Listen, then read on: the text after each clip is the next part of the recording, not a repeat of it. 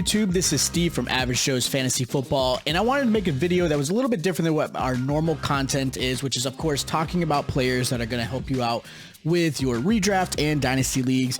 And, of course, being right now during free agency and then, of course, the rookie draft coming up, I thought this was a good video to talk about where Dynasty is really the blow up right now. So this time of year, Dynasty is where it's the most active. Obviously, being a redraft, you're never going to be that active. You're probably not even going to pay attention to maybe videos that are out there talking about rookies. Not quite yet, right? You might be interested just to kind of see what your favorite teams are going to draft, what free agency is happening, but that's probably the extent as far as most NFL fans go when it comes to a redraft. Now, as far as Dynasty goes, this is the best part of the year. Now, this is my video about someone who has never done a dynasty before and want to talk about some things that I learned in my first couple years doing dynasty leagues and some pointers that I've learned in my few years doing it to kind of give you guys some advice to, those who are doing some startup leagues,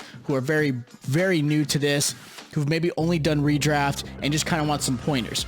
So for me, I will tell you, I've always been a redraft fantasy type of guy. I've loved redraft. I've done it for just at least 15 years or so. And so for me, that's always been my, meat and potatoes. That's always what I've always loved doing. And as a fantasy player and someone who obviously wants to give good content, I was like, you know what, let me get into the dynasty aspect of fantasy so that way I can give some great content for those type of viewers. And this is very opening for me. It's a very eye-opening experience. One of the things I've learned as far as a dynasty goes, depending on your league, whether it be a traditional, and what I mean by that is one QB, maybe it's super flex where you have obviously a 2 QB league, or maybe it's a tight end premium. There are a lot of things that were totally different that I underestimated when I did my first dynasty. So these are 3 things, at least I felt were really important going into what I started with and where I've learned in the past few years of, well, if I were to redo it, which I have done some, new startups, what I did differently to set my team up for success. So one of the things I will say I love about Dynasty is the fact that that fantasy football never ends. One thing I do miss about redraft is there's always that gap of like, man, I wish football was here already. And I'm sure a lot of you guys feel the same way. But Dynasty, you're constantly in motion. You're constantly looking at your team. You're constantly saying, are you a win now team? Are you a team that maybe is rebuilding? You're trying to kind of amp up and really fill, whether it be through trades, whether it be through, the rookie draft, things like that. So, I mean, just for example, one of my leagues already in the past week or two, I've probably done 5 or 6 trades to kind of get one of my leagues into a win now mode because I have the pieces for that. And I'll explain how that works. Now, one of the things that I underestimated and I didn't think about when I went into my first dynasty was depth. So a couple leagues I'm in have about 9 to 12 bench players. And then of course there's taxi, which means taxi are players that are rookies you draft that you sit on there for 1 or 2 years that essentially you cannot use for the season, but will always be on your roster. So you don't have to give them up. What I found with Dynasty is depth is key. You want to draft players to help build depth around every position, especially the quarterback position if you are in super flex. That was one thing I underestimated was I drafted, again, more of a win now mode, not thinking the future. So one of my leagues that I'm in, I am a rebuild mode because the first couple of years were great, had some success, but now I'm dealing with the age factor. I'm dealing with the youth of these newer players coming in. They're just outstanding, a la Jamar Chase, Waddle, those type of players that have come into the league and just taken over. So that's something that I've learned very quickly is that your depth is very key. You want to have some great depth because at the end of the day, if you're in a 12-man, 14, and I've seen some leagues go to 32 league, that depth is absolutely important because there's not a lot of players you're going to get off of waivers. Let's just be honest. Anybody who's done these, there's nothing out there for waivers. So depth was one thing I learned very quickly that I needed to be a little bit smarter when I came into my draft. So obviously when I did some newer startup dynasty drafts, I thought about, okay, what can I do to build up depth that will help make my team strong for a win now situation, but also kind of think future.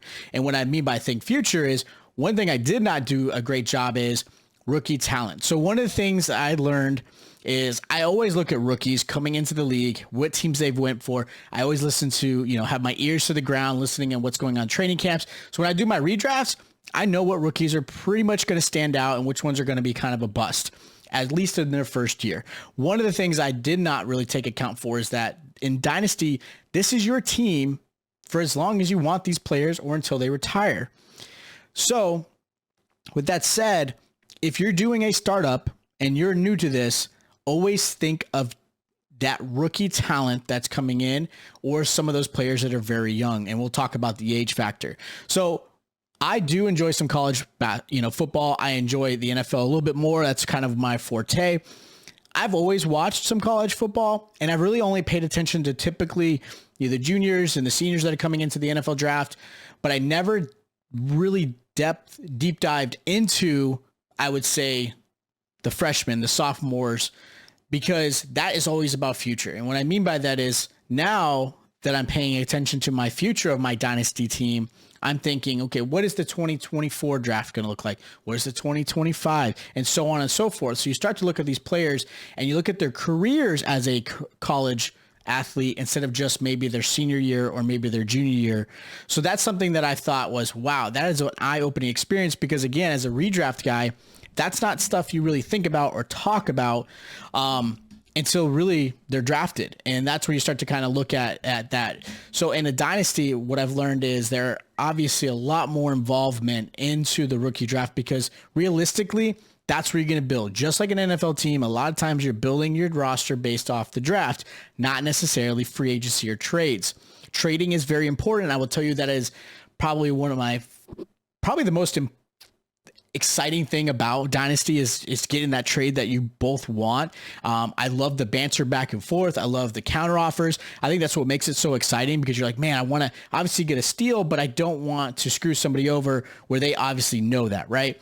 So there's a lot of fun stuff, and there's some great websites, and I'll put them in the comments down below of some great websites you can use as some great draft analyzers and calculators to kind of figure out, okay, is this a fair trade that I feel like I can win and still get the player that I want and don't feel duped? And obviously the other player that you're trying to trade with, your teammate's not going to feel the same way, right? So I'll link that there. I think that's really important. I think that's really helped me out and kind of gauge where I should be looking at, and obviously the values of certain draft picks, whether it be second, third, maybe first round, obviously what year, those things will play a factor. But I love now really paying attention to these rookies, and not just, again, those juniors or seniors that are going into the NFL, but really everybody that is in college at all, paying attention to their college careers and kind of seeing where their, up and downs are, what they've done well in, and then start thinking, okay, what draft year is going to be really significant? Maybe I can kind of get some of those picks and kind of build through that.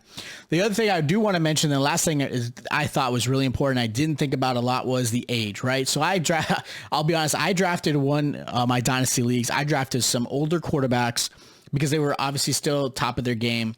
And again, I just want to win. That was always my mindset, not thinking future.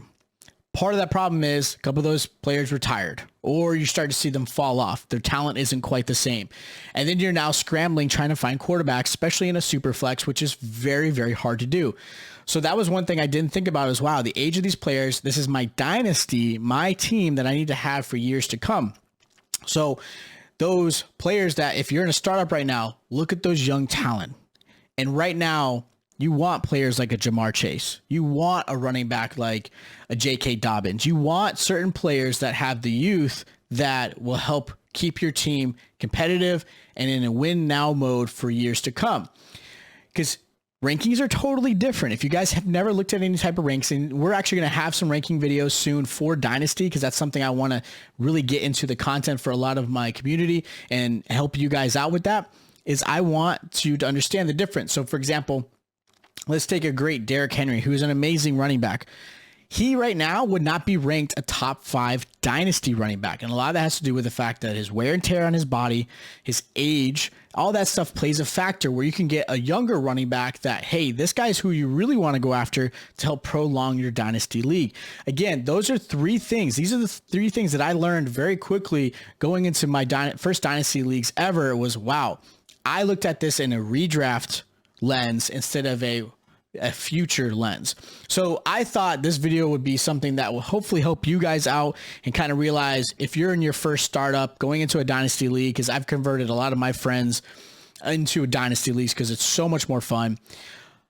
It was an eye-opening experience, and hopefully this video kind of gives you some input and some ideas to think about when you're doing your draft. Start thinking about, okay, maybe I need to start thinking instead of a win now mode per se, start thinking how can I win now, but also have some future depth to keep my team going forward. Because again, dynasty is the long game. Redraft is all about instant gratification. Dynasty is the long game. So hopefully this video has helped you guys out. Hopefully if there's any other inputs or maybe other suggestions you guys have in the community that you think are some good pointers that maybe I missed or didn't talk about, please let me know in the comments down below. If you guys did enjoy the video, make sure you hit the like button. That is always appreciative, and you guys are awesome. Of course, spending time watching this and hopefully helping you guys out. If you guys are new to the channel, don't be afraid to hit that subscribe button and the notification bell, because we will be dropping a lot of videos. We've got ranking videos. We've got the rookies coming up. I'll be talking about that. And then of course we'll be doing a live stream with the draft and kind of talking about the fantasy outlook of how that's going to be for you guys. Again, I'll have some links down below for some great draft analyzers for anybody who is in a dynasty that really wants some help in that. And of course, if you have questions or maybe you have trades that you have going on, you want some help in that, again, hit me up in the comments down below. Of course, you can always follow us on our socials. We're on Twitter, Instagram. We'll be able to help answer that as well. Okay. So thank you guys so much for watching the video. Hope you guys enjoyed the content. Again, hit us up in the comments, hit us up in socials, and we'll talk to you guys next time.